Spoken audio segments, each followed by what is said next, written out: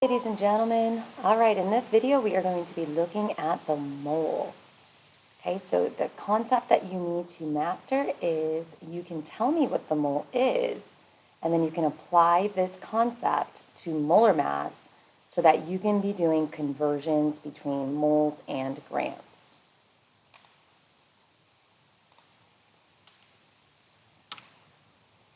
All right, so what exactly is the mole?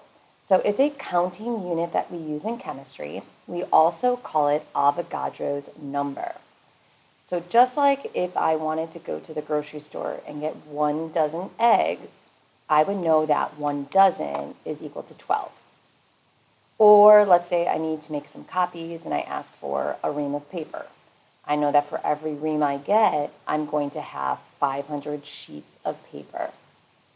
So in chemistry, 1 mole is equal to 6.02 times 10 to the 23rd particles. Okay, so over here you can see how that conversion is written. So that 23, that is an exponent.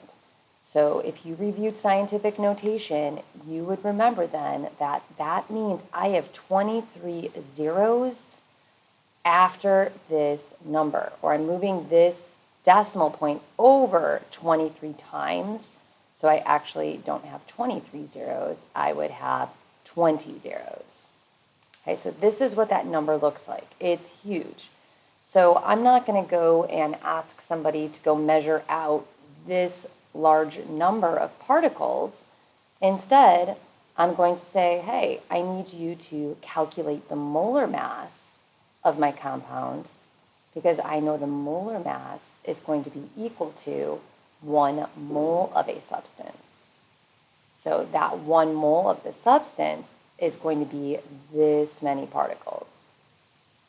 Okay, so for an example, I would say water. Okay, if I look at water here, I know it's made up of hydrogen and oxygen. Now, how did I get 18 grams? Well, that's the molar mass. So in order to calculate molar mass, I need to use my periodic table, and I'm going to find hydrogen, which is right here. And I can see that the molar mass for hydrogen is 1.008, and I can round that to the nearest hundredths placeholder. So that'd be 1.01. So I have 2 hydrogens at 1.01. And then if I have oxygen, oxygen's right here, and oxygen has a mass of 16. So when I add that 16 with my 2.02, I get 18. So H2O, that's how I get 18 grams.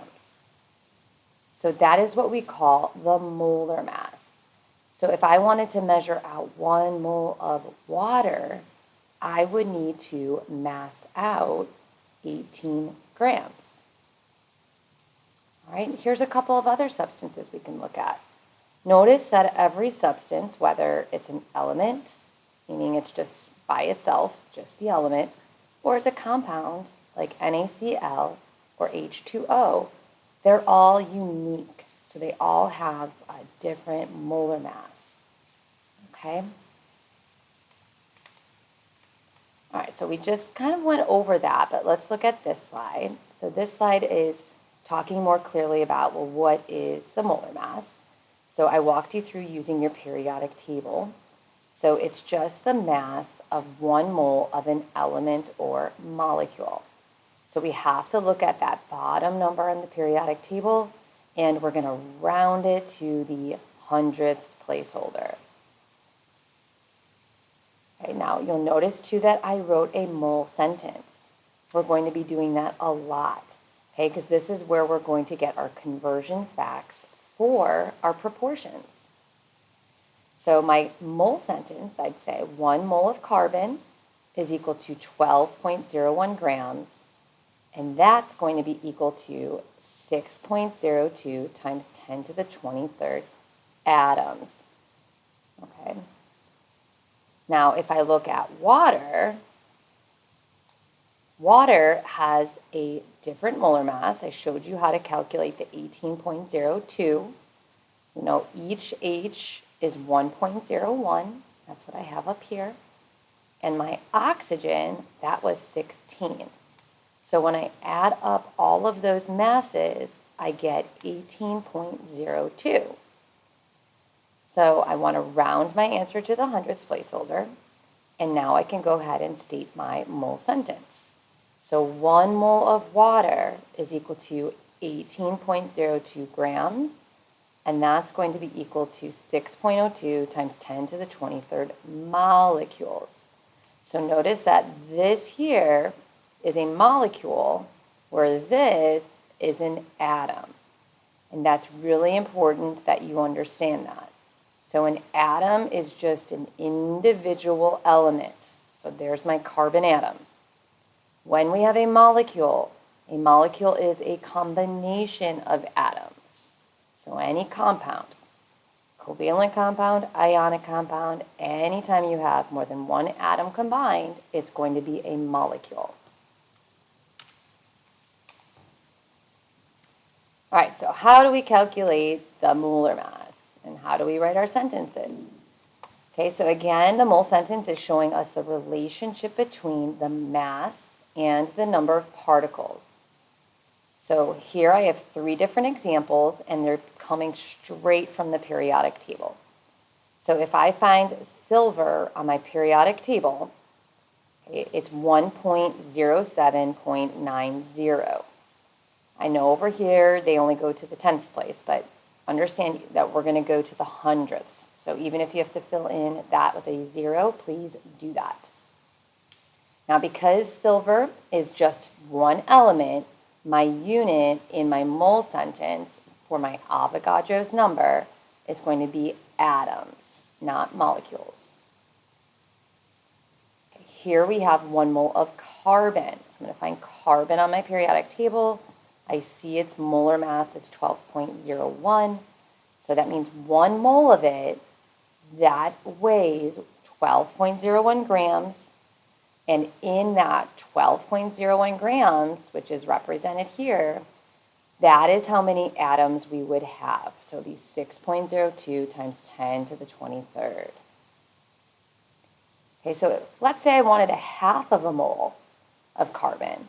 We can do that because we know 1 mole is equal to 12.01. So that would mean a half of a mole would just be 6. So I'd be measuring out 6.05 grams, and that would give me my half of a mole. Okay.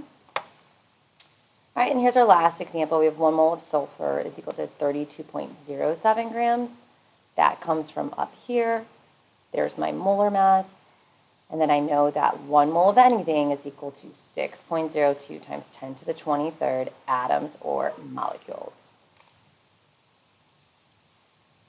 All right, here I'm doing the same thing we just did. I'm just breaking it down a little bit using a table.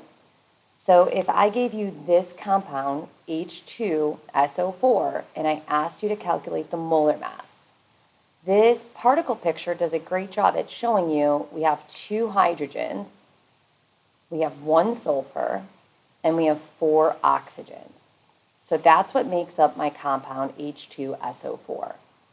So if I take this table and I break it all down, I then can put in my atomic mass, which I find on the periodic table, rounding it to the nearest hundredths placeholder. So because I have 2 H's, I'm going to multiply my 1.01 times 2. That's 2.02.